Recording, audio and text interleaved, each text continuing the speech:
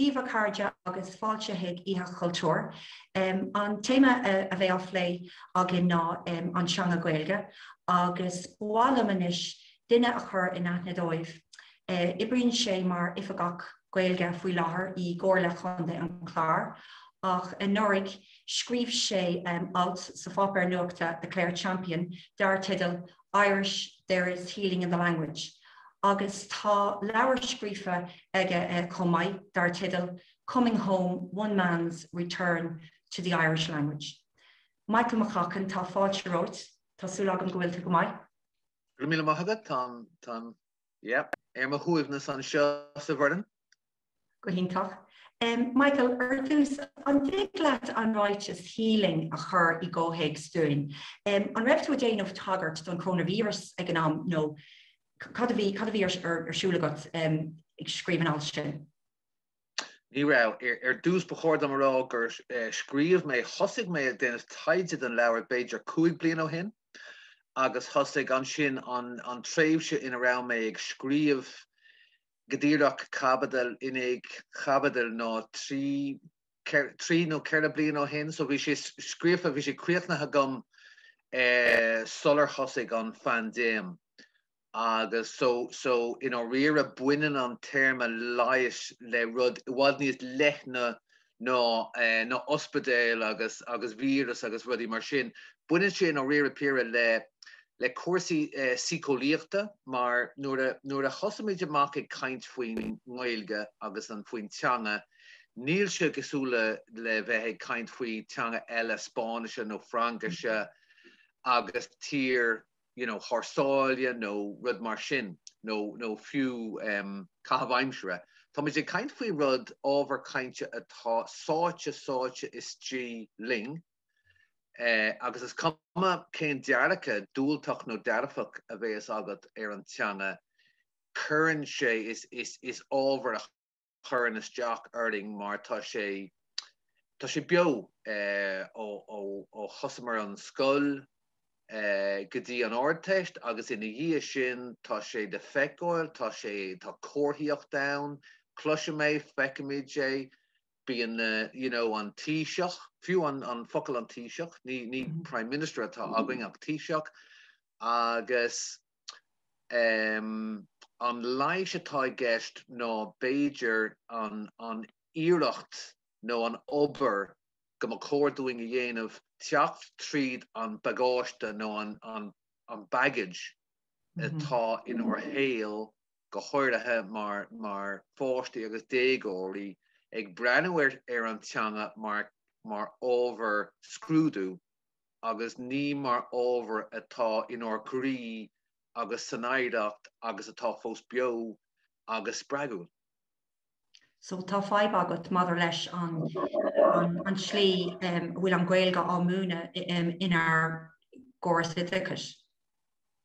Oh, Ceapan bhfuil is beagna is ní minic a churmaithna ar bhuií nachhfuil fáib mar tá sé suléir má churann tú an méid oibre an méid ama is tí in ábhar éigean, mar champla dom rud gur thosamar amach ag le uirlis cheoil an fidal an idal nó fadóg stáin, agus rinne é seachtain ag seachtainna ó ceann ó 5 bliain díos go dtí 8 bliain díos agus ní raman ar pert banúslach a chasú, be muid ag smaoinemh céit a chomhairle an mise an bhfuil an aib lomsa, an bhfuil an aib leis an múntóir, an bhfuil an aib an bhuinean an aib leis an córas idachis.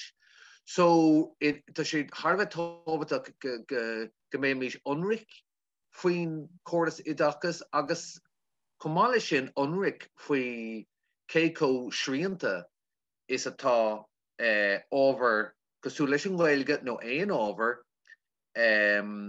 is trí sa siomra ranga agus go thomláin dúnta agus fágathí sa siomra ranga agus ní hagann sé amach ní réon air, ní sé mu faoin air ach go bháin nuair a héan daoine na déagóirí go fada leis an Gaeltacht.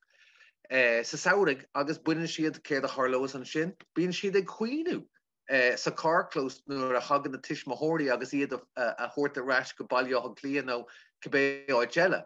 So tá barna ann, ní ecem ní chredim go bhfuil an aib leis an teanga hain, is teanga é, agus is ceist commerceáid é, ach nuair atá cóheics agus an áid ceart cosú leis an Gaeltacht, an spree, dégóirí le chéile, céili, grá, flirtation, no, just teanga bheo I gceist stoppamid ag breanú mar aib agus tusnómid ag breanú mar eirlis sheol, eirlis barsanta, eirlis álan agus nasc láidir leis an sé léithúil agus ní amháin na leabhar a gramadí sa seomranga ag gcónaí dírithe scrúdú.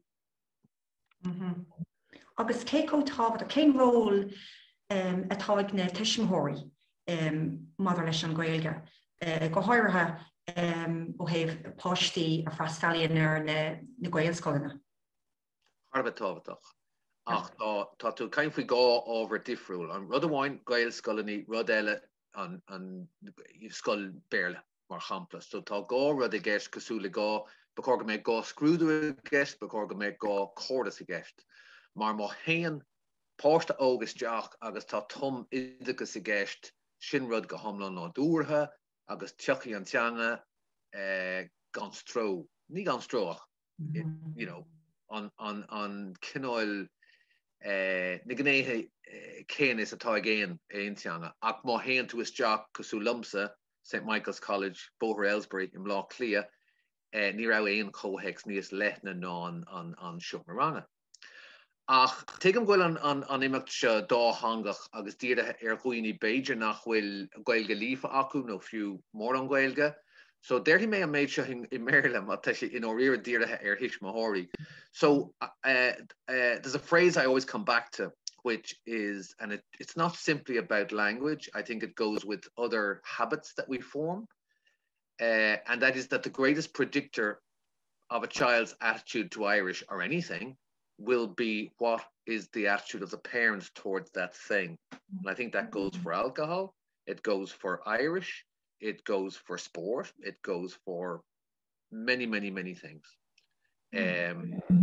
So I go sin ní féidir na smathóirí rá, well, gatan na scoile, fági mé má fáiste gatan na scoile, Gaelscoil nó gan a bheith Gaelscoil ann, agus beag an tucha siad a bhaile leis an Gaeilge, agus sin job done. Ceapam. Cé có deachar tá sé an Gaeilge a elam nó a labhairt más rudaí nach cantóir dúchas tú. Cé có deachar tá sé a bhíon. Is deachar an rud é aon teanga a elam nó aon rud a dhéanamh. Tá misigh mar champla teacha thógáil. Tá sé sin fear deachar man bhfuil aon taithí agat ar cuasaí tógála. An rud céine leis an le uair seol an rud céine leis an teanga ach buna sé gcónaí leis an meon atá ann. So what type of mindset are you bringing to this learning experience?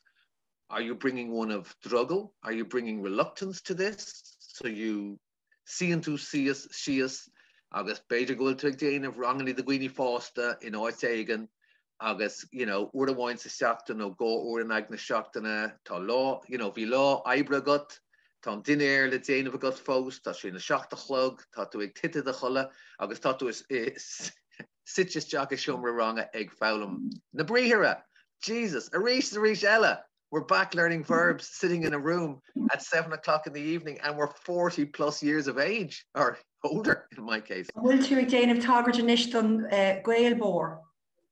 Well, Shinrod ella on Gaelbore Shinrod a bhfuin le éon cinál factus no rudatá Beiidir faoi bhrú. So tá teanga faoi bhrú, tá mion teanga a going lunathe I measc an bhéarla. Tá bhéarla dermig ónnig bhfuil si cosú leis an Japanese knotweed. So tá bhéarla ag fás a chuile áid mar is teanga damhanda is teanga on internet, is teanga Chultúir, na scanán, na srá telefíse, an ceol, rap ceol gachrad. Now, obviously, tá galore le clustáil in Gaeilge freisin, but tá tú quaint faoin gréasón mór míltach béarla ag cosú le scamal atá harding i gcónaí.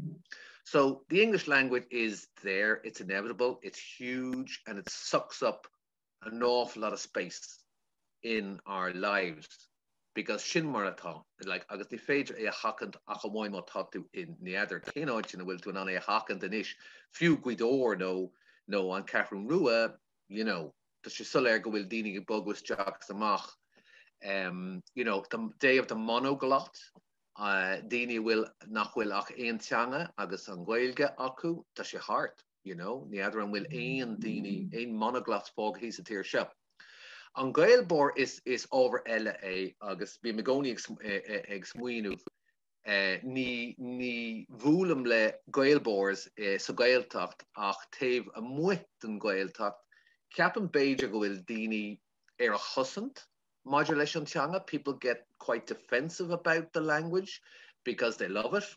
Tá grá acu agus tá siad really ag íri go mbeadh chuile guine an lechna céan is atá iad san. So it'd be lovely if everybody felt the same way about Irish and we could just get on with it and bring the language back, because cínte tá sé deacra é a abhalam, but is féidir.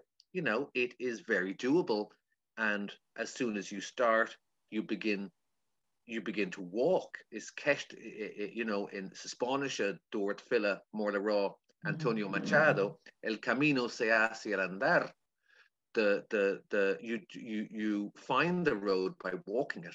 You find the path by walking it, not by standing in one place and saying, I don't see any path. You know, it's impossible.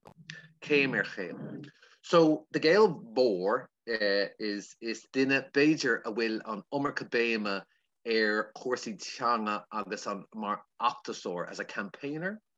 So currently is teach ar gcuoine tá tú teach tábhar nó café nó ag caint le daoine am dinner tá grúpa slua duine le chéile agus tá beidir Gaeilge a bháin, duine bháin bhfuil Gaeilge acu agus an ceist céine. So what about Irish, you know? Agus tá sé, you know, it's tempting to get defensive and say, well, you know, it's a beautiful language, it's an easy language, it's this, it's that, it's been here forever, it's what we are, it's shaped us. Ach orintanta bí McSween of just fágé, like Bacórga make daoine beidir ag aimsiú a bhealach hain chuig an teanga. Everybody maybe finds their own way to the language, and it's not always helpful to sort of push people towards something. It often has the opposite effect. But, you know, it's tigam cén fág bhfuil daoine cosantach leis an teanga. Agus úsáideann tú na fógraí báis chun fiabhas a chur do chuid Gaeilge. Inis rud beag dúin faoi sin. Léimh na fógraí báis. Well, dús tá tú ag géirí graime áil rud éigean sa teanga. You know, there's nothing to hold on to, mar you know, búlam le daoine bhfuil Gaeilge acu agus bíonn cúpla ábhairt le chéile going cecha bhfuil tú, you know, conas atá cuasaí leat ach deire le sin, go scopi tugan deire le sin, mar níl tú an dul níos dimhne sa chórá. You know, there's a natural end to a conversation when it's getting deeper. Agus níl an stórfach le gat, níl an commas ort é a dhéanamh. So an radio agus, you know, imachás hain agus, you know, tá gacha le gcuine difriúil ó chéile, so beidir nach bhfuil sé sin nach méid sé chuí nó arúnach do chuile gcuine, but imachás hain. Radio na Gaeltacht on radio, you know, the radio doesn't jump out and ask you questions and demand grammar and demand anything of you. So tá fuaman in teanga ag dulasteach, the sounds are going in a very natural way, gone bhrú, gone stro, agus is féidir leat, you know, cúig nóméid, 10 nóméid, cúig nóméid 10.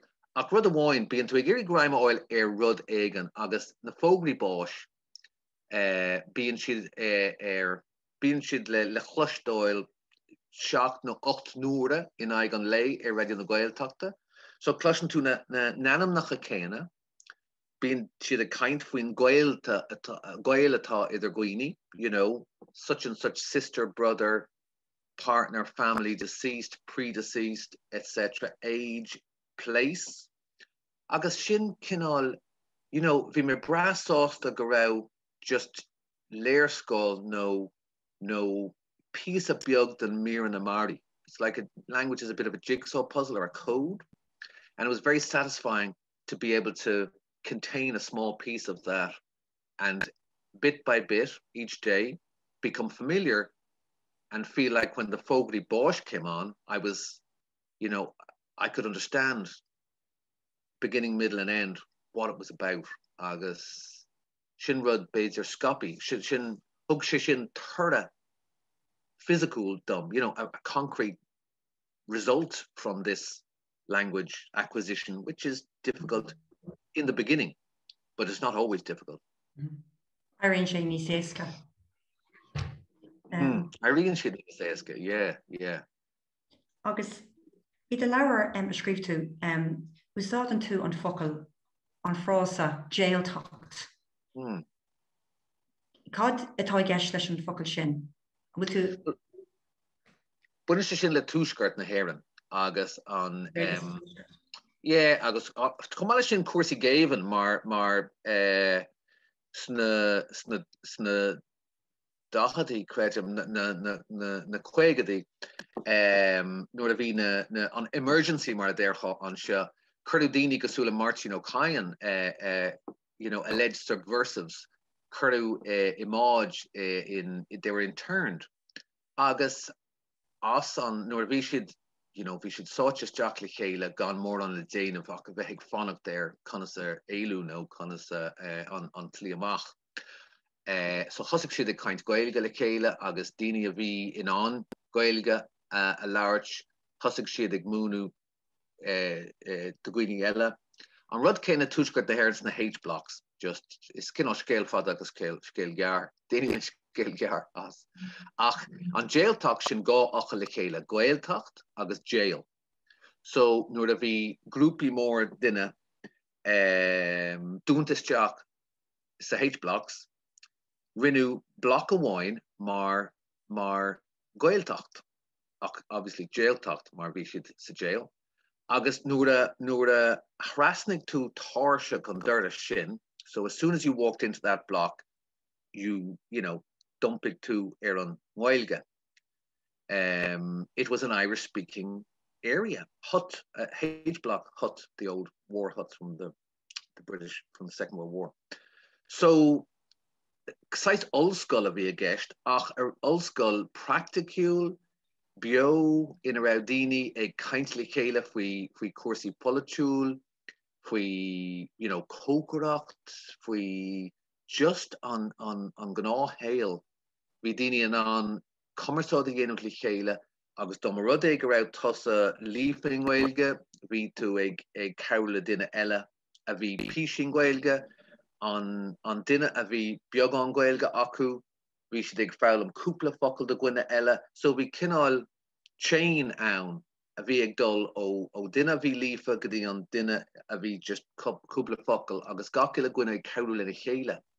It's almost like a peer mentoring arrangement whereby anybody who has a lot of Irish is teaching somebody else who has a little, and the person with a little teaches a person who has virtually none, so that everybody becomes a teacher over time and everyone is fully participating, and it's not a judgmental thing.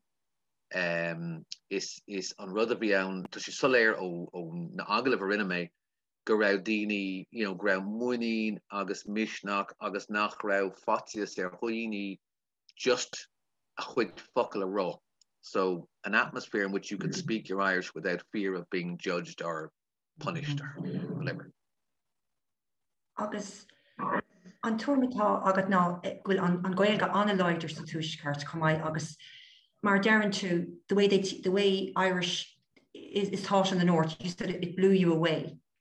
Yeah, is just tá cóhéics go thomláin difriúil sa Tuaisceart agus nuair a chuin mé ann rinne mé turas ann dús ceap mé go mé ag scríomh cabdal amháin agus just ag déanamh tagart den Gaeilge sa Tuaisceart mar tá omarcha bachanna ann. Bhí sé beagnach mí gleathach, bhí sé mí gleathach an Gaeilge chur chun cinn sa Tuaisceart. It was seen as something very suspect, something very linked to a movement, a subversive movement, and something that was dangerous and to be suppressed. So, sna seachtaí, bóthar seoige agus an chéad scoil, a Gaelscoil Belfirste, hosig an glúiseach just ag neartú. Agus the Clúan Ard ann. So there's basically sort of three foundational pillars. Clúan Ard, a really important center for learning. Bóthar seoige is the Eishimlóir. Actually having homes that declare themselves a Gaeltacht is like declaring a certain autonomy. Agus rinne in aige an Stáit, it was completely against the wishes of the state, in the teeth of opposition, repressive opposition. Chuir tús le bóthar seoige, agus tá bóthar seoige fós ann agus ag fós freisin.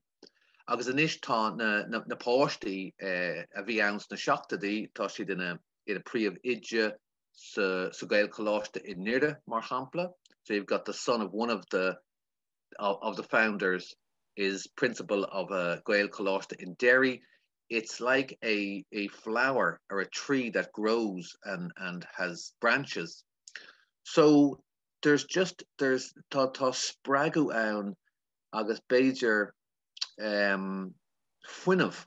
Tá fuinmh le a bhaineann leis na faibannaí in a le sa Tuaisceart. So the very conditions that were hostile to Irish created the conditions for some sort of resistance and enthusiasm. Agus Comhairle sin on Carn mar shampla. So Carn Tucker. So you have Mahara and Carn Tucker side by side. This is just, towns in the north. And Rinne Gaeltacht Ella Fuin Tua. So you have a country, an attempt to rebuild a Gaeltacht that would have been there 8 bliain or 10 bliain o hin. So it's like a rebuilding and an afheochán, a renaissance and a rebuilding of something that was there. The north was an Irish-speaking region. Ach, just a rare Cnílacha agus on star Tuaisceart na Éirinn, it gives it like an edge, and that edge seems to make the work a little easier. Ach in neisceart na tíre, ina bhfuil, allegedly, gach áis ann den Gaeilge, tá rialtas céad fan géad gach, gach party folitiúil go thomláin I bhábhar na teanga. You've got this great pro-Irish national sentiment, and yet it's not happening. So, Philomí the Rash cheist múna na Gaeilge. It comes back to it. Agus Comhairle sin áisinaí, tá tú caint faoi saol sosiúil na Gaeilge. I Tuaisceart na Éirinn tá achfaní ann, tá fordignamh. So you've got a network of cafes and places you can go and speak Irish when you come out of school. But what happens when you come out of a Gaelscoil or a Gael Choláiste? Agus ní láitir bé a gohhain, Talbhacht, you've got a great place in Tharla. You've got áid unad sa Ulscoil Gaeilge. You've got a handful, literally a handful of places in the whole of Ireland to speak Irish in a relaxed way. Beidir go méid le cultúlan a bheith I gach baile sa tír le sé go híntaach, le cultúlan onid a mé daoine ann, dul bula le chéile agus an Gaeilge labhairt le sé go híntaach ceapam.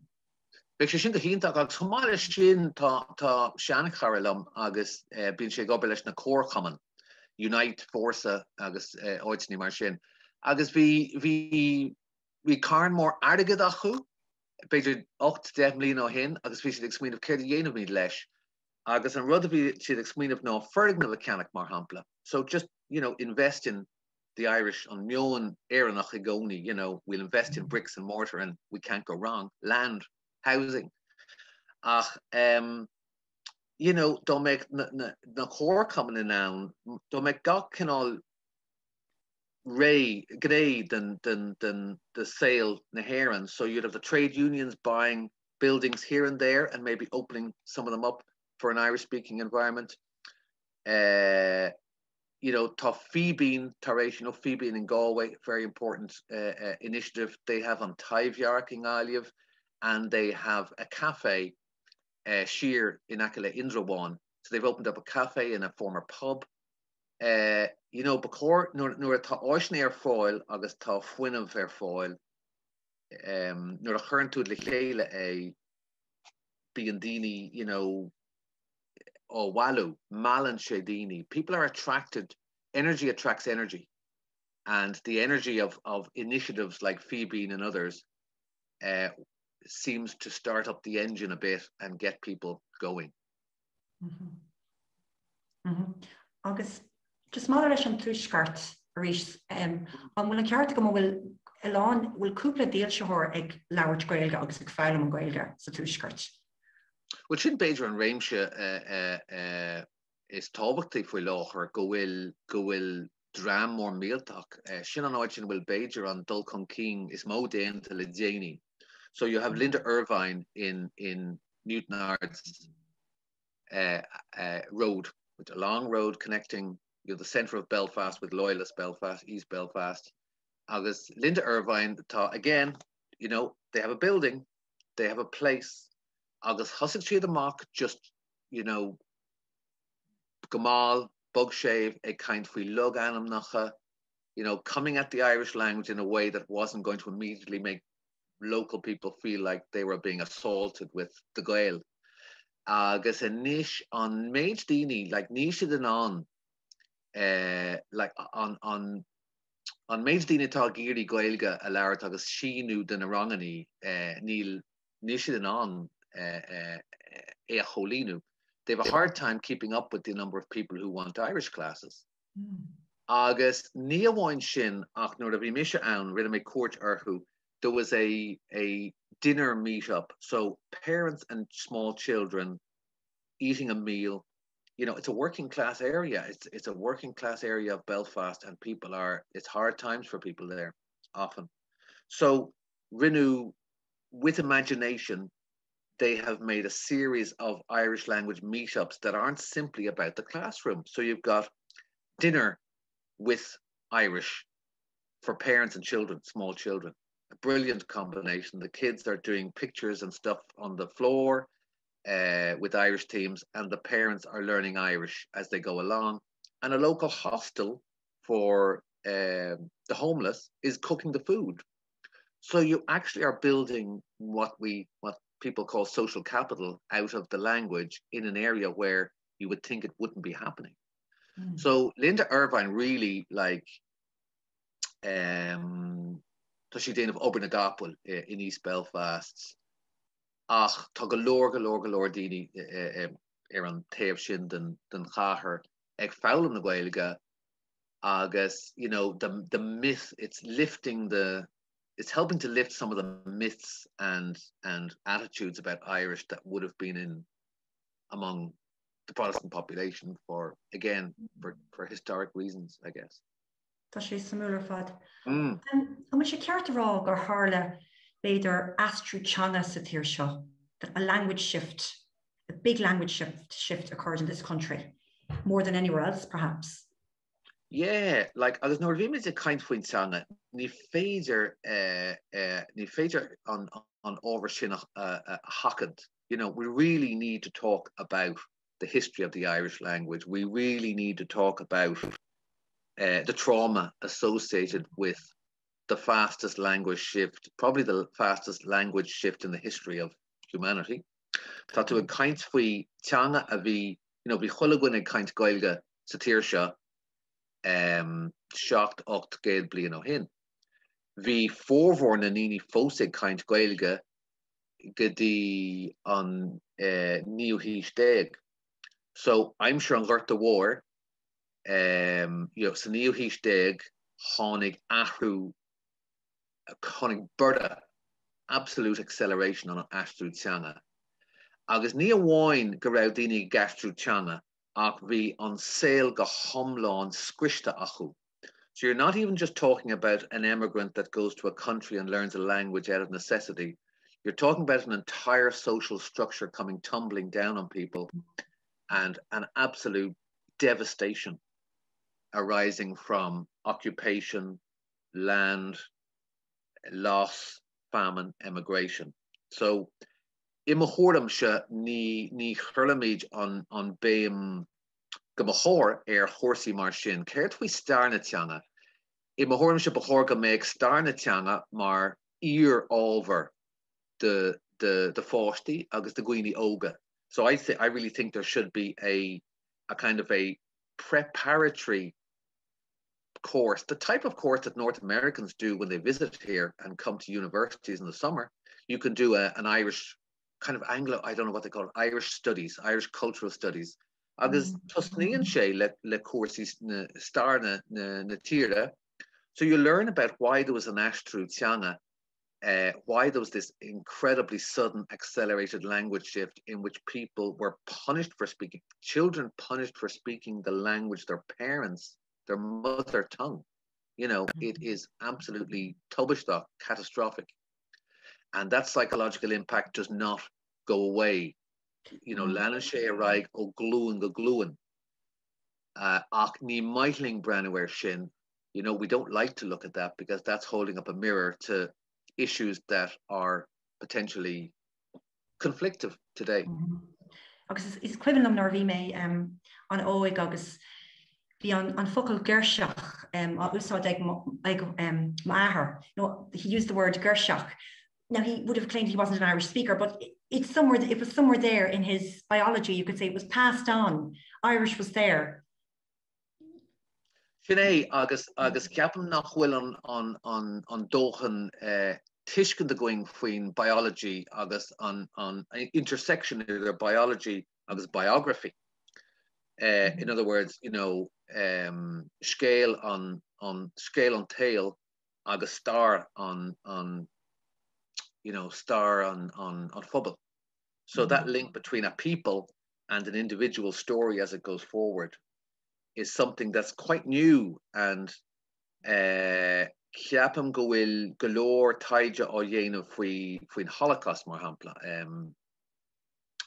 And the you know, on tlí ina leanan on duchar agus an pian sin a raig tríd na glúinte. It's a new area, it's a relatively new area of study. And ceapam go méid, you know, beidir again,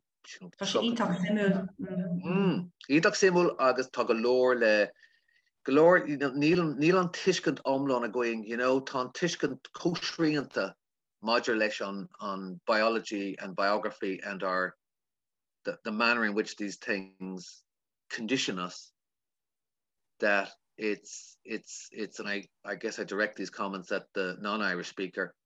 It's that we, you know, we have to consider a whole range of psychological issues before we even approach the Irish language without getting bogged down in them. But by recognizing them, we can move forward. Instead of having, you know, agus tá na clichés a gcónaí mar a géan a gachil a bhuine, you know, nuair a cluisean daoine bí me caint gaige le mo wach féile tá 3 bliana d'aois aige. So Thomas Parksbury, inevitably, somebody hears and says, God, it's lovely you're speaking. Isn't it wonderful you're speaking Irish to your child? I wish I could have learned it. And then what do we hear? The Múntóir, the Droch Múntóir. We have the awful teacher. We have the batter oil, you know, and I wouldn't make light of it, but, you know, we have the physical punishments, depending on the age group. We have the Irish is a uniquely difficult language argument.